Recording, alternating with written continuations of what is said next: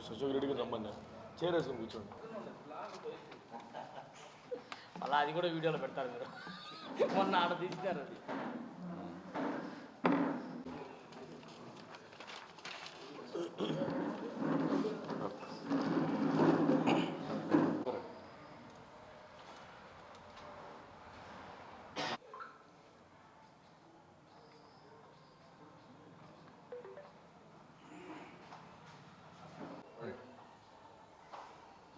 అందరికీ నమస్కారాలు మరి అస్సలాము అలైకుం. ఈరోజు సీసీ కెమెరాల విషయంపై మీడియా సమావేశం ఏర్పాటు చేయడం జరిగినది.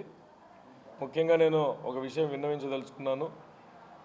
అదేంటంటే సీసీ కెమెరాలు P4 విధానంలో కడప ఒక శ్రేయస్సు కొరకు, కడపలో భద్రత పెంచేందుకు కడప సీసీ కెమెరాల సర్వేలెన్స్లో ఉండాలి.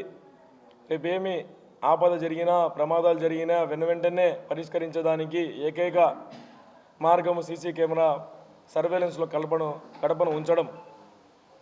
దానికోసము ప్రజల నుండి అంటే ధనికులు, పారిశ్రామికవేత్తలు కానీ, హాస్పిటల్ కానీ, వ్యాపారస్తులు కానీ ఎవరైనా సరే వాలంటీర్గా వచ్చి డొనేషన్లు ఇవ్వమని చెప్పినాం. కానీ ఎవరిని కూడా బలవంతం చేసింది ఎక్కడ లేదు. ఇది కూడా ఎందుకు సీసీ కెమెరాల గురించి ప్రస్తావన వచ్చిందంటే, గతంలో కూడా మీ అందరికీ తెలుసు, గతంలో కూడా శ్రీనివాసరెడ్డి అన్న గారు తన సొంత నిధులతో 50 లక్షలు కడపకు కేటాయించి ఆ సీసీ కెమెరాల పర్యవేక్షణలో కడపను ఉంచడం జరిగింది.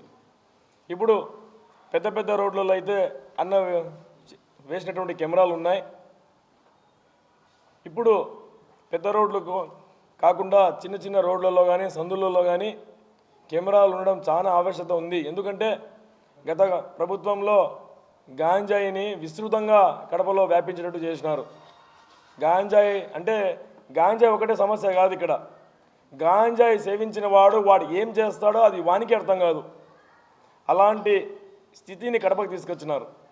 ఇప్పుడు కెమెరాలు తీసుకొస్తే వీళ్ళు గతంలో నడిపిన ప్రభుత్వం ఏదైతే ఉందో వైసీపీ ప్రభుత్వం, వాళ్ళ గాంజా వ్యాపారాలు ఏడ దెబ్బతింటాయి, వాళ్ళ సర్క్యులేషన్ ఏడ దెబ్బతింటుంది.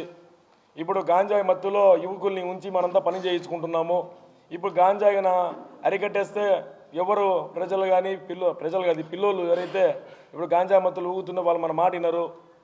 మన వైసీపీ పార్టీకి వాళ్ళే మూలధనము, ఇంధనం కూడా వాళ్ళే అని భావిస్తూ ఇప్పుడు దాకా గల్లాడాలు చేయడం కానీ, అల్లర్లు చేయడం కానీ, ఏదైనా సృష్టించడం కానీ వైసీపీ ప్రభుత్వం వాళ్ళని పెట్టుకొని చేయిస్తూ ఉంది. ఇది ఎక్కడ దెబ్బతింటాదో అనేసి చిన్న చిన్న వాటిని కూడా పెద్ద పెద్ద భూతద్దాల్లో పెట్టి చూపించడము, ఇది ఎంతవరకు సమంజసము? ఇప్పుడు కడపలో సీసీ కెమెరాలు పెడితే వీళ్ళకి వచ్చిన ఇబ్బంది ఏమి? ఇప్పుడు వాసన్న గారు సీసీ కెమెరాలకు ప్రస్తావన తెచ్చినప్పుడే ఆశా వర్కర్లు కానీ వాళ్ళు స్వతహాగా ఆడవారు వాళ్ళు స్వతహాగా వచ్చి మేము తలా 10 రూపాయలు ఇస్తామని చెప్పినారు. అన్న ఏమన్నారు తెలుసా? 10 రూపాయలు కాదు, మా 1 రూపాయి ఇచ్చినా తీసుకుంటాను, నా కోసం తీసుకోవట్లేదు. పోలీస్ డిపార్ట్మెంట్ వారు కోరినారు అన్నగారిని, సార్ మీరు పెద్ద రోడ్లో వేయించినారు, చిన్న రోడ్లో కూడా వేయిస్తే బాగుంటుంది, ఎట్లా P4 విధానం మీ ప్రభుత్వం అవలంబిస్తుంది కదా, ఇది కూడా మీరే ముందుకు తీసుకెళ్తే బాగుంటుందని పోలీస్ డిపార్ట్మెంట్ కోరడం వల్ల అన్నగారు ఏం చేసినారంటే, ఇట్లా అడుగుదాం ఎంతనా రాని మిగతా డబ్బు నేను ఇస్తా అని చెప్పి ముందుకు వచ్చినటువంటి ఏకైక గొప్ప వ్యక్తి వాసన్న గారు. ఇప్పుడు అలాంటి అన్నగారి పైన బురద చల్లే వీడియోస్ని తీసుకొని మామూలుగా సంభాషణ చేసే కార్యకర్తతో అంటే ఒక ఫ్యామిలీ మెంబర్తో సంభాషణ చేస్తున్న వీడియోని తీసుకొని అది కట్టు పేస్టులు చేసుకొని ఈరోజు వైసీపీ స్టేట్ మీడియా లోపల అంటే పెద్ద ఛానల్లో అంటే స్టేట్లో ఉన్నటువంటి ఒక మీడియాని ఫేస్బుక్ అకౌంట్లో పోస్ట్ చేసి ఈరోజు దాన్ని దారుణంగా ట్రోల్ చేసి అది సాలన్నట్టు మా కార్యకర్తకు ఇబ్బంది పడేటట్టు చేసి ఆయన మానసికంగా కృంగి శారీరకంగా ఇబ్బంది పడే స్థితికి ఈరోజు వైసీపీ మీడియా తీసుకొచ్చింది. దీన్ని మేము తీవ్రంగా ఖండిస్తున్నాం. ప్రజలకు మంచి చేస్తా అంటే వీళ్ళకి ఎందుకు వస్తుంది నొప్పి? 18 నెలలు అయింది మేము గెలిచి ఇక్కడ కడపలో ప్రతి ఒక్క పని కూడా మంచి పనిగా ముందుకు వెళ్తున్నాం, అంతా మంచి చేసుకుంటూ వెళ్తున్నాం. కులాలు మతాలు ఏం లేవు. అన్ని పక్కన పెట్టేసి మన మాధవిరెడ్డి వదిన గారు కానీ వాసన్న గారు కానీ అందరినీ ఒకే చూపు చూస్తూ అన్నీ మేము చేస్తాం, మేము మాకు నమ్మకం గెలిపించినాం, మేము ముందున్నామని చెప్పి తీసుకెళ్తున్నారు. అలాంటి తరుణంలో ఇలా చేస్తున్నారు. మేము డోంట్ కేర్, మేము ఏం కేర్ చేయం. మీరు ఇది కాదు కదా, ఇంకా 10 రెట్లు చేసుకుంటే మాకేమి ఇంటికి కూడా రాళ్ళు.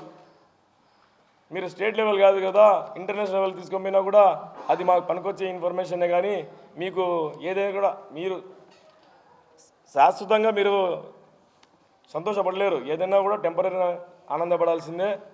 మేము ఈ చేసే మంచి కార్యక్రమము ప్రజలు గుర్తిస్తారు. ఎందుకంటే వీధిన కెమెరా పెడితే స్వేచ్ఛగా తిరుగుతారు ఆడవాళ్ళు కానీ ఎవరైనా కానీ. ఏ దొంగతనాలు జరగవు, ఏం జరగవు, ప్రశాంతంగా ఉంటుంది కడప. ఈరోజు హైదరాబాద్ లాంటి మహానగరం ప్రశాంతంగా ఉందంటే అది భారతదేశంలోనే నెంబర్ 1 క్యాపిటల్ అది. అంటే ఎక్కువ సర్వేలెన్స్ ఉంది కెమెరాది. అట్లాంటి కడపను కూడా తీర్చిదిద్దాం అంటే మనకు సంతోషపడాలి మనము. ప్రజలు కూడా దీన్ని గ్రహిస్తారు. ఇంకో విషయం ఏంటంటే ఎవరైతే ఇప్పటివరకు డొనేషన్లు ఇచ్చినారో సీసీ కెమెరాల కొరకు మేము జాబితాతో సహా ఇస్తాం. జాబితాతో సహా ఎవరైతే ఛాలెంజ్ చేస్తున్నారో వాళ్ళకి ఇస్తాం. ఒక్కరి దగ్గరికైనా పోయి వాళ్ళు నిరూపించుకోమనండి. ఏమని మేము దౌర్జన్యం చేసి అడిగినాం, ప్రోద్బలంగా అడిగినాం, ఇస్తేనే, లేకుంటే మేము మీ అంతు చూస్తామని చెప్పినామని ఎవరైనా ఒక్కరితోనే ప్రూవ్ చేసుకోమనండి. మేము రాజకీయాలకు దూరం ఉంటాం. అదేవిధంగా కోవిడ్ సమయంలో వీళ్ళు లక్షలు డబ్బులు వసూలు చేసినారు ప్రతి ఒక్కరి దగ్గర నుంచి. దీనికి సాక్ష్యం ఇదే. ఇది చూడండి, వీళ్ళు వ్యాపారస్తుల కాడి నుంచి డబ్బులు కలెక్ట్ చేసినారు. లక్షలు చేతిలో కట్టలు ఉన్నాయి. ఏం వీళ్ళకు సామాజిక స్పృహ లేదా? 20,000 కంటే ఎక్కువ డబ్బు తీసుకోవాలనుకుంటే చెక్ రూపంలో తీసుకోవాలని మినిమం కామన్ సెన్స్ లేదా? అంటే డబ్బు రూపంలో తీసుకుంటే మన ఇష్టం, మనం ఏమైనా చేయొచ్చు, ఎవరు లెక్కలు చెప్పాల్సిన అవసరం లేదని. ఈరోజు మేము సీసీ కెమెరాల కోసము వాలంటీర్గా కేహెచ్కే టెక్నాలజీస్ అనే పేరుతో తీసుకుంటా అంటే బురద చల్లి కార్యక్రమం చేస్తున్నారు. అదే వీళ్ళు లక్షలు దొబ్బినారు. వీళ్ళు ఏం చేసినారు? ఈరోజు రమ్మనండి, వీళ్ళు ఏం చేయాలని మాకు చెప్పమనండి. ఇది ఒక్క ఫోటోనే ఇట ఎన్ని లక్షలు కలెక్ట్ చేసినారు? ప్రతి ఒక్క కార్పొరేటర్ నుండి 50 లక్ష రూపాయలు కలెక్ట్ చేసి అదేం చేసినారు? ఇది కేవలం ఒక్క వ్యాపారస్తులు ఇచ్చిన ఫోటోనే. ఇటు ఎన్ని ఫోటోలు ఉన్నాయో, ఎన్ని కోట్లు కలెక్ట్ చేసినారో, ఏం చేసినారు? రాండి, చర్చకు రాండి.